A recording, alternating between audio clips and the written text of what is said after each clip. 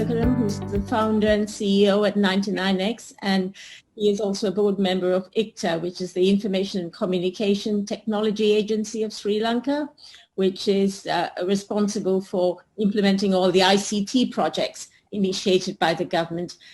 He was also the chairman of that SLASCOM, which is the Sri Lanka Association of Software and Service Company, and he's been a serial tech entrepreneur with over 25 years experience.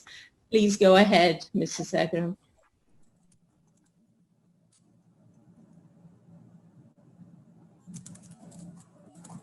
The microphone has to be switched on.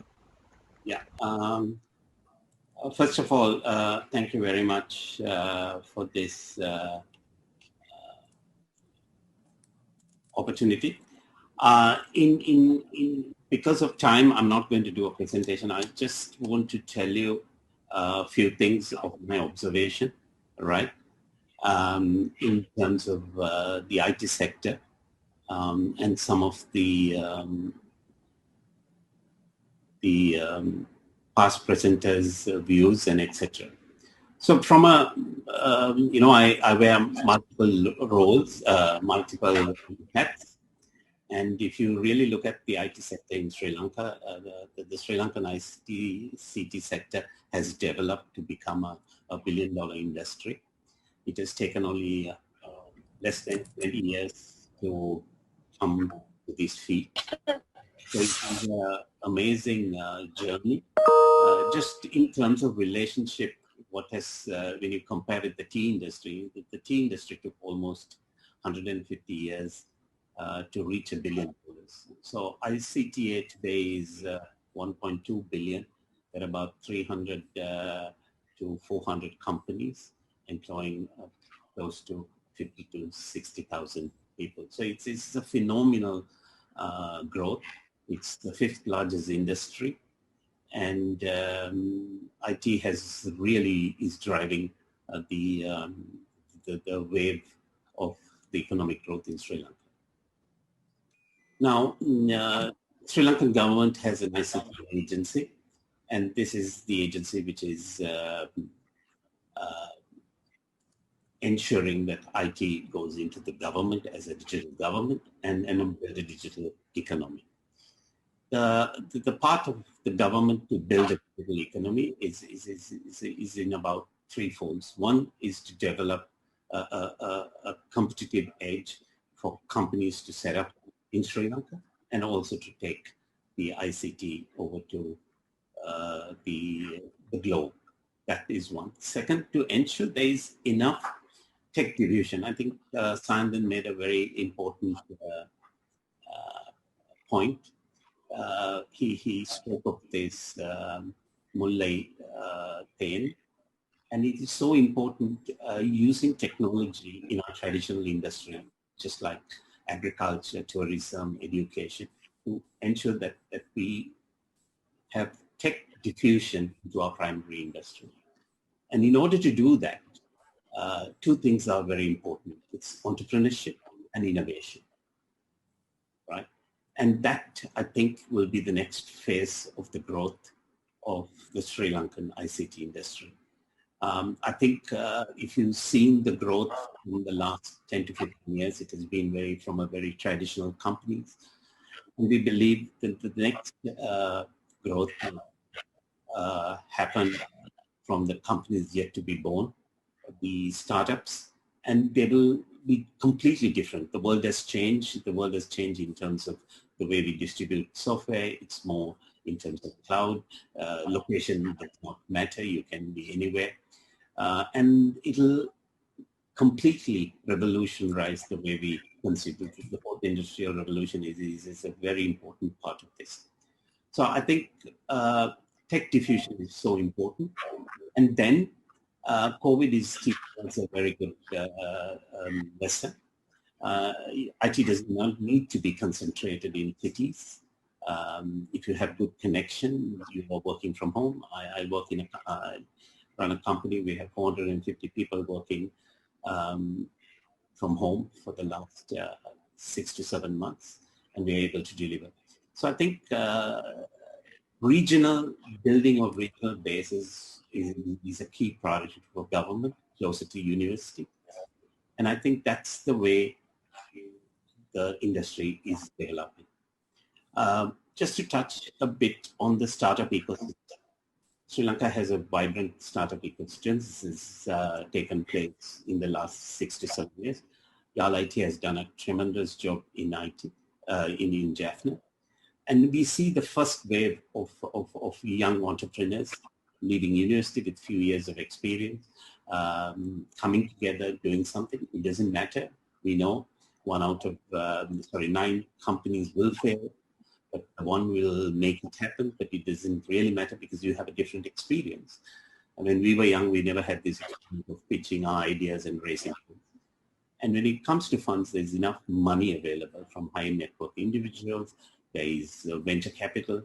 I run a volunteer organization. We have raised 100 million from 100 people. And then we know we still have another 500 million to disperse in Series A, Series B rounds. So I think the ecosystem is developing well. But what is fundamentally missing is the psychic of the fear of failure, very traditional way of thinking, the creativity. These are the things which we believe, which we have to encourage at our universities and at our schools, ensure that we have a lot of people taking risk and becoming entrepreneurs. It doesn't matter. You can always come back to the workforce. And innovation in terms of not deep science, but how do we use technology in other areas and ensure that it becomes a diffusion-based technology and you create jobs. And finally, note on Jaffna. 6-7 years ago in 2014, we had Jaffna IT Week. We brought a lot of companies into Jaffna, and then we created this, and I'm very grateful. At that time, I was chairman SLASCOM, and Sanjeeva Veeravarna from WSO2 made a commitment that he will open a branch in Jaffna, and then you have seen from Deshankar's presentation, it was a landmark victory to bring companies. To me, Jaffna has not taken off the way we wanted it. Is you go back to the basics. Any company makes a location decision, right? Location decision is fundamental. You can read it up anywhere when you want to make an investment. Corporates make a location decision. Where do we want to place our research centers? Where do we want to place our development centers? It's a location decision. And there are criteria, because you need a board to approve a location decision. And what's missing in Jaffna is some of those key factors. And that is what we have to work towards, ensuring there is those factors, because it's not only about talent, it's about the social environment, it'll take time, right? You compare that with Candy, even Candy has not taken this. So there is an issue to go regional. There has to be good motivation. Connectivity is the biggest issue. It is not only communication connectivity. It is in terms of road transportation. Can you go to Jaffna in the morning, have meetings and get back? It is connectivity in terms of infrastructure. But the prospect, I'm very hopeful that the prospect for the northern province remain fantastic, because at the core of the knowledge economy is knowledge people. So I think it is very important for us to strengthen the institutions, what we have in Jaffna, especially in terms of technology. And it's very important to ignite innovation, because if you have innovation and talent, the people will follow, the money will come, and then you will make it happen. So I just, these are my few thoughts. I thought it's important that I leave this. I could do a presentation, but I think these are things which I reflect. And taking two cues, it's all about volunteering. I mean, you look at YAL IT, right? These guys do everything.